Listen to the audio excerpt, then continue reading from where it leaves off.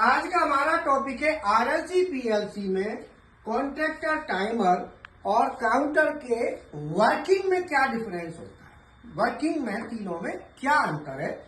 तो कॉन्ट्रैक्टर में क्या होता है कि कॉन्टैक्ट में जैसे ही कॉन्टैक्टर की कॉइल को ऑन करेंगे, जैसे पुश बटन दबाया कॉन्टैक्ट की कॉइल ऑन, कॉन्टैक्ट की कॉइल ऑन होते ही कॉन्टैक्ट के जो एनओ है वो एनसी बन जाएंगे और जो एनसी है वो एनओ बन जाएंगे और लाइट ऑन हो जाएगी। हमने लाइट ले ली। टाइमर में क्या है, टाइमर में जैसे ही हम बटन प्रेस करेंगे तो यहाँ पे टाइम डिले सर्किट होता है जिसमें सेट वैल्यू हम भरते हैं। मान लो हमने 10 सेकंड भर दी, अब हम बटन दबाएंगे 10 सेकंड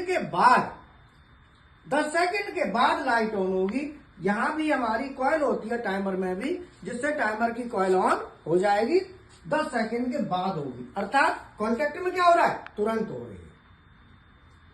बटन दबाओ लाइट ऑन, बटन दबाओ तुरंत नहीं, टाइमर की वैल्यू है उसके हिसाब से। अगर हमें समय देना है, टाइम डिले देना है, कोई काम हमें करना है, थोड़ी देर से करना है तो टाइमर लगा दो।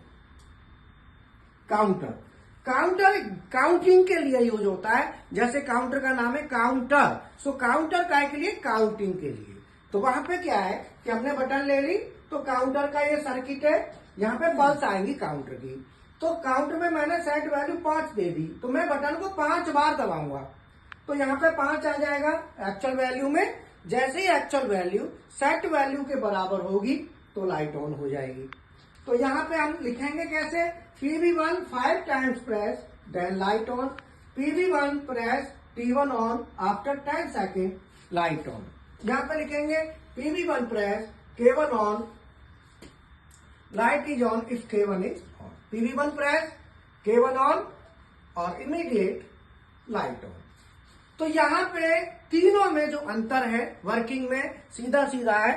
कॉन्टैक्टर में जो स्विचिंग होती है वो डायरेक्ट होती है, कॉइल को सप्लाई जाते ही स्विचिंग हो जाएगी, स्विच ऑन हो जाएगा, स्विच ऑन कॉन्टैक्टर में।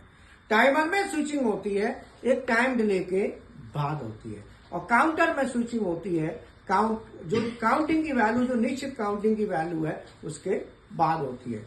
बाकी स्टूडेंट को दिखा दो, आरएलसी पीएलसी के प्रैक्टिकल चलेंगे। अभी ये बच्चे क्लास कर रहे हैं, उसके बाद